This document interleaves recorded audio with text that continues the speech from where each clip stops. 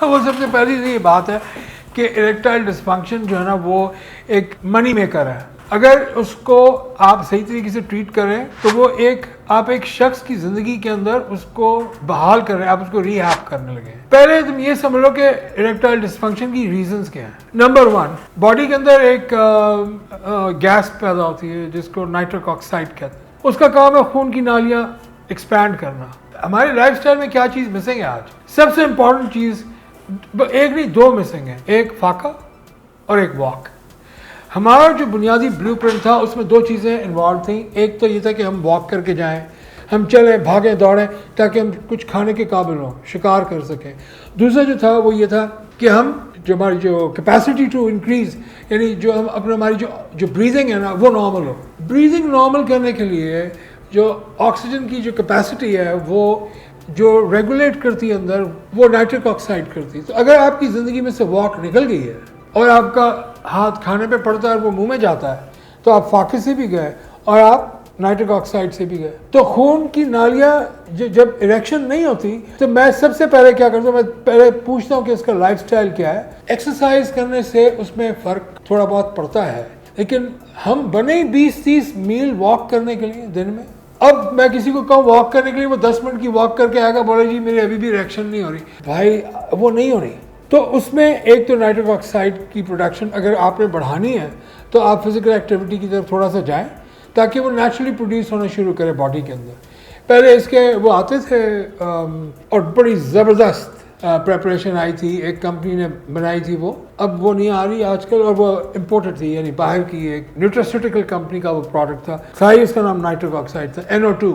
And I would suggest कि जिनको problem है इस टाइप की, वो देखें अगर उनको बाहर से, पाकिस्तान से बाहर से अगर NO2 मिल जाए तो वो दुबई, यूनाइटेड स्टेट्स, अमेरिका वगैरह, ये इंग्लैंड वगैरह कहीं से भी मंगवाने की कोशिश करें।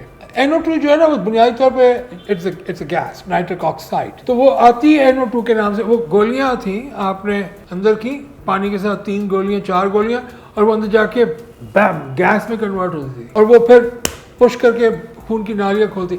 जब ये ब्लड प्रेशर, ये जो कार्डियक पेशेंट्स होते हैं उनको ज़ुबान के नीचे जो देते हैं नाइट्रोग्लिसराइड, ये वो कन्वर्ट होता है NO2 के अंदर। तो हार्ट के लिए बड़ा पावरफुल। जैसे ये एक वन ऑफ दोज थिंग्स है जो मैंने बॉडी बिल्डिंग में भी किया। यानी I used to take nitric oxide back in 2012 muscle injury से पहले। मैंने ज़िंदगी में कभी इतना रैपिडली गेन नहीं किया था जितना मैंने NO2 से किया था। क्यों? खून की नालियाँ उसने मोटी कर दी, खून ज़्यादा आना शुरू हुआ, मसल की ग्रोथ एक्सप्लोड हो गई। मुझे जो भी लोग जिम में देखते थे वो दे वुड गो बॉन्कर्स की ये इतना मसल कैसे डेवलप हो गया। अच्छा, फिर दूसरा ये होता है कि अगर आपका ब्लड स्टिकी है तो इरेक्शन नहीं होगी। खून का निज़ाम आपके दिल को ब्लड पंप करने के लिए अल्लाह ने बनाया है, फिर उसने वो वाइटल ऑर्गन्स में जाना है। आपका सेक्स का जो पार्ट है वो वाइटल में नहीं है। आप जिंदा रहने के लिए, आपको बच्चे पैदा करने के लिए चाहिए, लेकिन आपको जिंदा रहने के लिए हार्ट और ब्रेन, किडनीज, ये चाहिए। तो इनको हम वाइटल ऑर्गन्स कहते हैं। उन वाइटल ऑर्गन्स के अंदर खून का जाना ज़्यादा इंपॉर्टेंट है। अगर आपका ब्लड थिक हो गया, थिक कैसे होता है? अमूमन 99.9% ऑफ द पीपल जो ये वीडियो देख रहे हैं, खुदा आखिरी दिन में 7-8 गिलास पानी पिए और जो आता है ना, जैसे डेंगू में प्लेटलेट काउंट जो है वो गिर जाता है। अगर प्लेटलेट काउंट आपका बढ़ गया हुआ तो आपकी इरेक्शन में प्रॉब्लम होगी। तो उसका तरीका ये कि आप ज़रा पानी ज़्यादा पिएं ताकि, और फिर उसके साथ एक गोली आती है, जैसे जो हमारी डिस्प्रिन है उसी का एक वेरिएंट आता है जिसको हम कहते हैं लोप्रिन। वो एक ब्रांड है, मगर मेरे पास और कोई चारा नहीं क्योंकि मैं लोगों को बताना चाह रहा हूँ। तो लोप्रिन की गोली ले लें एक दिन छोड़ के, और वो आपका जो ब्लड का जो स्टिकीनेस है, जो स्टिक हो गया स्टिकीनेस है, उसको दूर कर देती है। और आपकी देखो खून जो इरेक्शन होनी है, या दिल को भी जो हार्ट अटैक जो भी होता है, इसमें क्या प्रॉब्लम होती है? वो जो खून की छोटी छोटी नालियाँ है ना, उनमें ब्लड नहीं जब जाता तो इरेक्शन नहीं होगी। बड़ी नालियाँ तो छोड़ो, उसमें तो वो तो सबसे पहले इफेक्ट होगी। छोटी नालियाँ मर जाती हैं, they die away, there is no blood. तो जब ब्लड ही नहीं अंदर जाएगा तो इरेक्शन कहाँ से होनी है? कौन सा कुश्ता किसी हकीम का उसकी जगह उसको जाके फिक्स कर सकता है? मैं वही तो कह रहा हूँ ना, चैलेंज है मेरा। लेके आओ, मैं एंजियोग्राम करवा के चेक करूँगा ना कि कितनी आर्टरीज बननी है और क्या।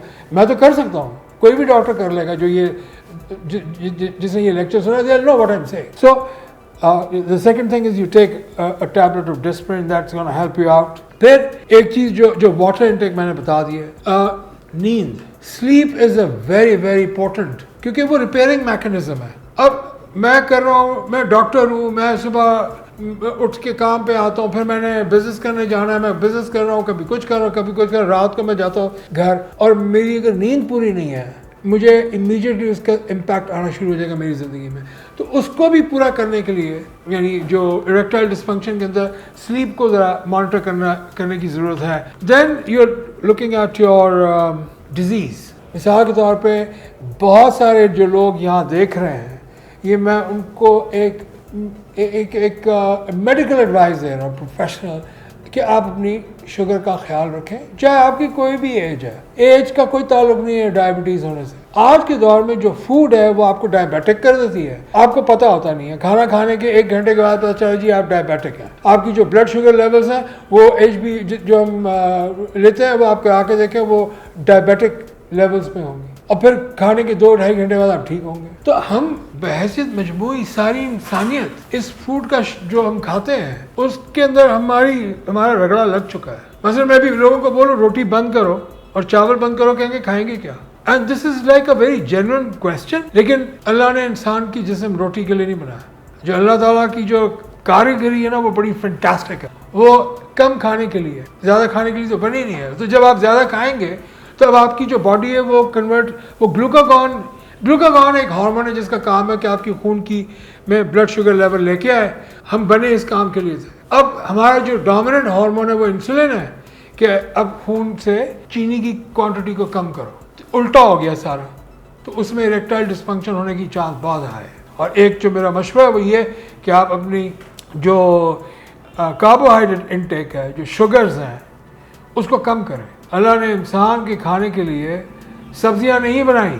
ये मैं फिर बहुत जिम्मेदारी से कह रहा हूँ कि सब्जियां is not a healthy food. Healthy food is your protein, your fat and a little bit of roughage. ये आपका हेल्दी फूड है.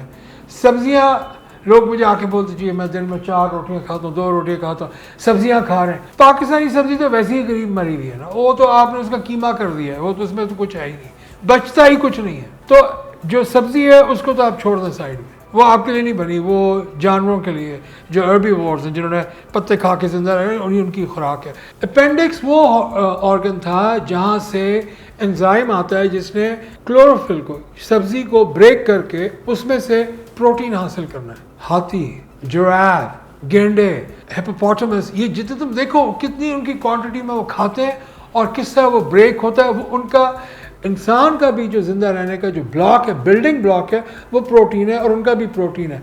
वो प्रोटीन लेते हैं एनिमल जो प्लांट किंगडम से, हम लेते हैं एनिमल किंगडम से. दालों में कोई प्रोटीन नहीं है, इसलिए भूल जाए दाल वाल. ये मिथ है कि जी दालों में बड़ी प्रोटीन है. बकवास. कोई प्रोटीन नहीं है. मैं चेक करवा चुका हूँ लैब में. This no protein, it's a carbohydrate. जो भी बीज होगा ना जी, बीज में हमेशा कार्बोहाइड्रेट ज़्यादा होगा. क्यों? उसने बीज ने उस कार्बोहाइड्रेट से एनर्जी लेके उसने उगना है. तो हम समझते हैं कि जो बीज है वो बड़ी, उसमें प्रोटीन भरा हुआ, कुछ नहीं है इसमें. और लास्टली जो इसके अंदर मैं एक और चीज़ लेके आऊँगा, जो डिजीज़ के बाद जो इनका नंबर आता है, तो बहुत सारे ब्लड प्रेशर की डिजीज़ हैं. ब्लड प्रेशर से भी ये प्रॉब्लम हो जाएगी. High blood pressure will cause that, diabetes will cause that, thyroid will cause it, वगैरह वगैरह. टेस्टोस्टेरोन जो मेल हार्मोन है वो कर देगा. अगर वो ड्रॉप हो गया तो तब भी होगा. और अगर आपके दिमाग में अगर आपको ये किसी ने कहा है कि आप मास्टरबेट ना करें, आप सेक्स की तरफ ना जाएं, तो फिर आपका जो ब्रेन है वो सिग्नल भेजेगा और आपके टेस्टिकल श्रिंक कर देगा. टेस्टिकल श्रिंक होने का मतलब ये कि अब आपके पास इतना हार्मोन नहीं कि वो आपके मेल फंक्शंस को नॉर्मल कर सके.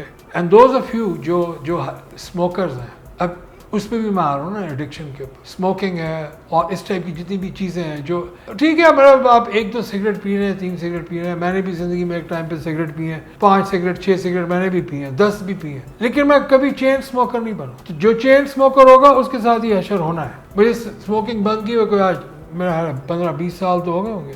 लेकिन जो स्मोकिंग करेगा उसके साथ इरेक्टाइल डिस्फंक्शन का एक टैग लगा होगा. ये है, दिस सम्स अप मोर और लेस on erectile dysfunction.